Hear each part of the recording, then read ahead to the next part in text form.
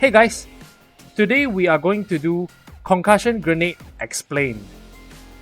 And in this video we shall look at the fine details.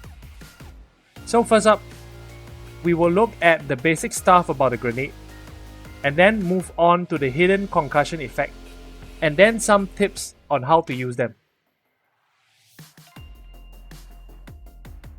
Alright, let's begin.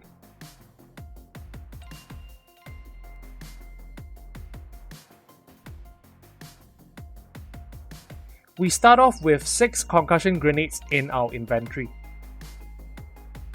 And these grenades have a 15-meter range, which is 3 times the regular grenade's range. They cause a 3-second stun on enemies, and 12 to 16 seconds of concussion on players. So watch where you throw those, yeah? And these grenades require line of sight, so it doesn't go through walls or a full window glass like in Mall Crasher. However, for smaller objects, the logic is quite sketchy. For example, right here, the concussion grenade doesn't go through the railing glass for players. But it does work against enemies, so I guess that's good for us. In general, it still requires line of sight, so plan where you throw it, and if you need to throw it close to you, make sure you're behind cover. And naturally, some enemies are immune to the concussion grenade.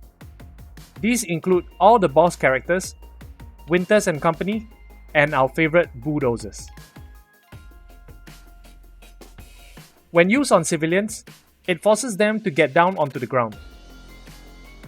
Not really useful, but still good to know. And lastly, it has a hidden concussion effect that will last for 5 seconds after the initial 3-second stun. Let's go into detail on that.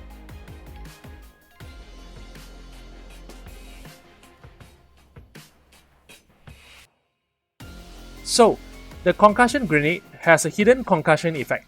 Well, duh. That starts immediately after the 3-second stun and lasts for 5 seconds. What happens during these 5 seconds is that a concussed enemy will have their accuracy halved. But wait, there's more! If you order now, for an extra $5.99 you will... in addition to the 5 seconds concussion, the grenade blast actually causes full suppression, even though technically there's no damage done. Now, I'm not going to go into details on suppression. There's a lot on that, so it will be in another video.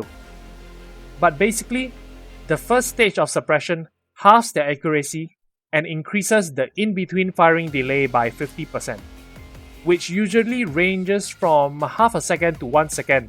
But hey, every second helps, especially if you have 10 enemies firing at you. And there's more. The second stage of suppression will cause the enemy to do a dodge, which is the usual rolling, diving, sidestepping, or a cartwheel, which is only done by cloakers. When enemies are rolling or diving, they are not shooting at you. When they are sidestepping, they have an accuracy loss on its own. Now all these combined can be a bit hard to take in, so let's do examples. Example 1. When an enemy rolls or dives. So let's assume the enemy has an accuracy of 90%. On the grenade blast at 0 seconds, he gets a 3-second stun and gets suppressed fully. Suppression on most regular enemies is random from 5 to 10 seconds or 5 to 7 seconds. So let's just assume the suppression is 6 seconds. On recovering from the stun, concussion kicks in, and he dives or rolls from the suppression, which let's say takes another 2 seconds. So for the first 5 seconds, his accuracy is 0% because he isn't shooting at us. When he gets back up, he has his accuracy reduced from both concussion and basic suppression.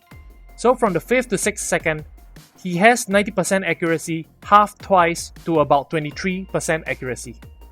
After which, from the 6 to 8 second, only Concussion is left, so he has 45% accuracy. Let's do a second example. When an enemy sidesteps. With everything the same up till the 3rd second, the enemy recovers from his stun and sidesteps while firing at you. Heat suppression sidestepping has a 0.5 accuracy factor for regular enemies and 0.7 for cloakers. But let's continue for a regular enemy.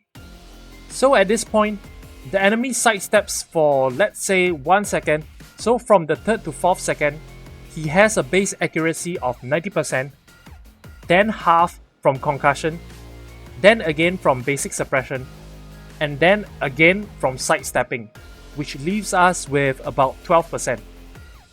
The enemy continues firing from the 4th to 6th second with both Concussion and basic suppression active, so that's 23%.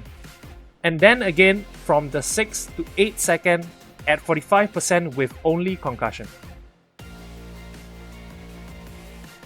So basically with the Concussion grenade, we get a 15-meter range radius of 3 seconds of dodge and another 5 seconds of reduced enemy accuracy. It's definitely a lot more than just a 3-second stun, so this might persuade you to use the Concussion grenade over other throwables.